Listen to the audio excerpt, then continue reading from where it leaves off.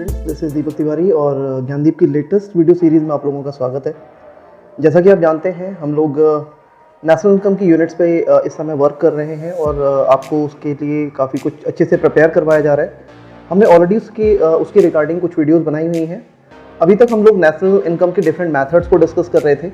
जैसे हमने जो फर्स्ट ऑफ ऑल हमने उसके स्टेप्स के बारे में बनाया हुआ है वीडियो, आप जाके चेक कर सकते हैं। फिर हमने इनकम मैथड, एक्सपेंडिचर मेथड और वैल्यू एडेड मेथड की फॉर्मूलाज को यानी उनके कंसेप्ट्स को ऑलरेडी हमने डिस्कस किया हुआ है। ठीक है, ध्यान रखिएगा, आज की जो वीडियो है बहुत ही इन्फॉर्मेटिव होने वाली है और बहुत कुछ आप यहाँ से सीख के जाएंगे।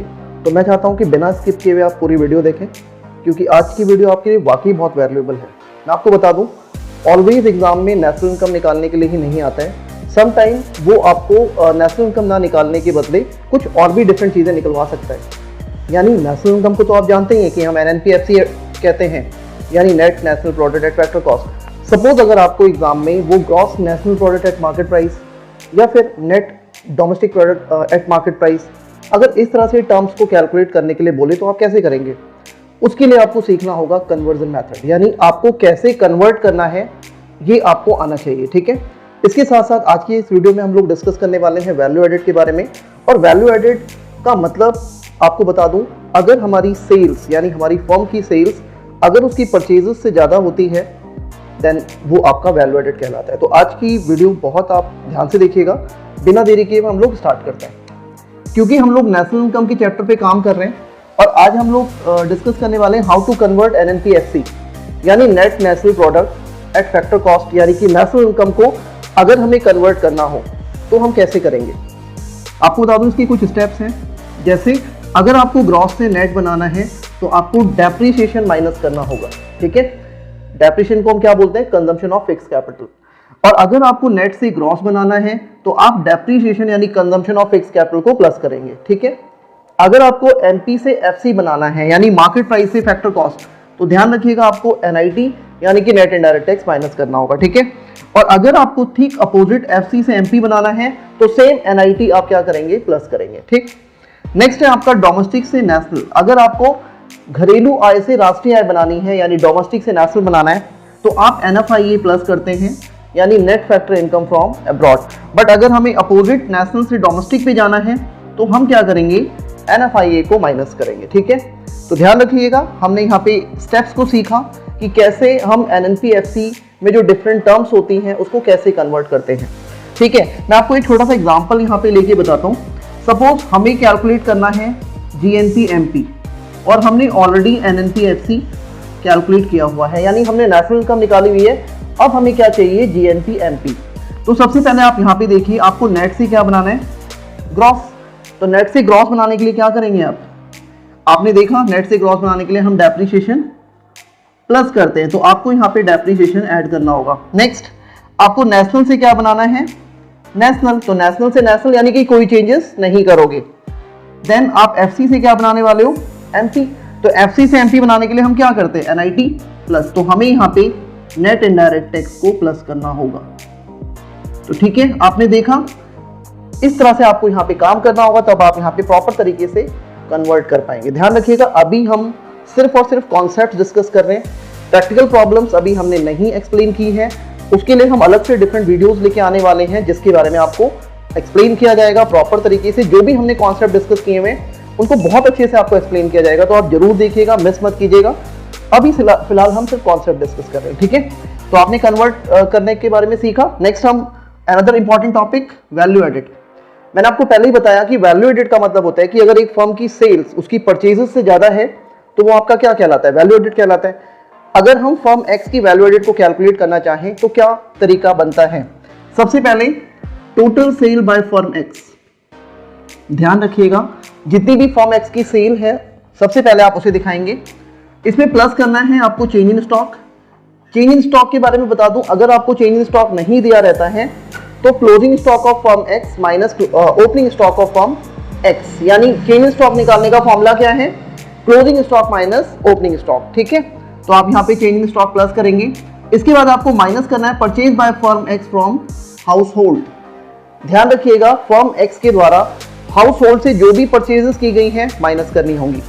नेक्स्ट है purchase by firm X from government. यानी अगर फर्म एक्स, नेक्स्ट है आपका purchase by firm x from rest of the world, इसे भी आप क्या करेंगे माइनस, ठीक है।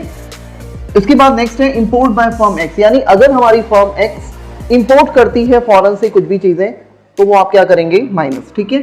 और हाँ, बाद में purchase by firm x from other firm, यानी अगर फर्म एक्स अनदर फर्म से कुछ भी परचेजेस करती है, डिफरेंट परचेजेस, तो आप क्या करेंगे माइनस। इतना करने के बाद आपका वैल्यू एडेड आ जाता है फर्म एक्स का। अब कुछ बातें जो आपको ध्यान रखनी है, ध्यान रखिएगा, अगर आप total sales of firm X दिखा चुके हैं तो आपको another sales of firm X नहीं दिखानी है। उसका रीजन ये है कि उस सेल्स में ऑलरेडी सारी सेल्स इंक्लूडेड हैं, जैसे sale by firm X to Y मत दिखाना, एक्सपोर्ट बाय फर्म एक्स मत दिखाना, क्यों? क्योंकि वो ऑलरेडी इंक्लूड है, ठीक है।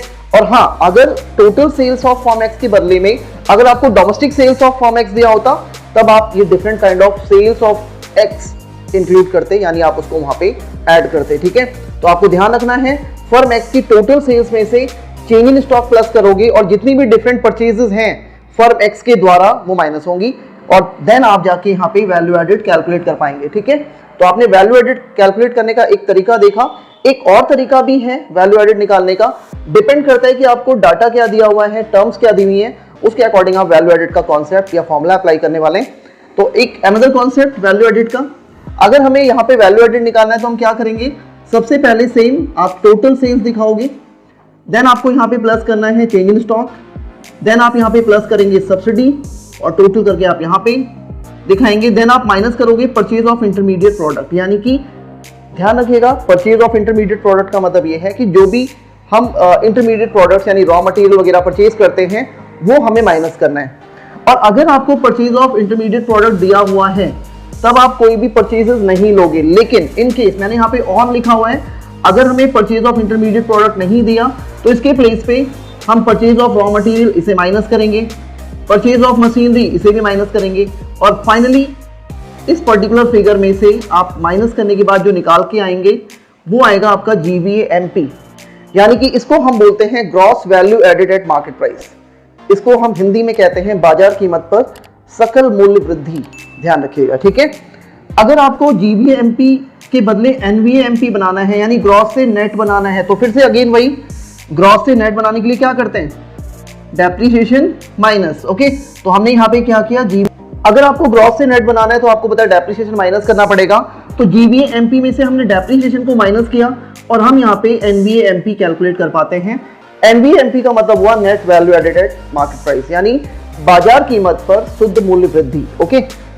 अब एक बात और, अगर आपको NVAMP नहीं बल्कि NVAFC चाहिए यानी फैक्टर कॉस्ट पे चाहिए, तो आपने सीखा था अभी कि अगर हमें MP से FC बनाना है तो हम NIT को क्या करते हैं, माइनस करते हैं। तो यहाँ पे भी आप क्या करोगे, आप NVAMP से NIT माइनस करोगे यानी नेट इनडायरेक्ट टैक्स, देन आपका यहाँ पे NVAFC कैलकुलेट हो जाएगा, ठीक है।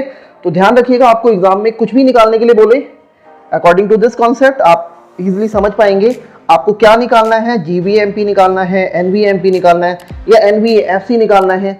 तो इस प्रॉपर तरीके से आप यहाँ पे कैलकुलेट कर सकते हैं, ठीक है। तो बहुत ही इंपॉर्टेंट आपके लिए कंटेंट है आज का, आप इसको बहुत अच्छे से नोट कर लीजिए, स्क्रीनशॉट ले लो, और आई होप आपको बहुत अच्छे से क्लियर हो गया होगा। और हाँ, मैं आपको बता दूं, आपके लिए एक इन्फॉर्मेशन है, अभी हमने इस यूनिट के मतलब ऑलरेडी कॉन्सेप्ट को डिस्कस किया है, अभी हम लोग प्रैक्टिकल प्रॉब्लम्स को लेके वीडियोस लेकर आने वाले हैं, तो एक भी वीडियो मिस नहीं करनी है आपको।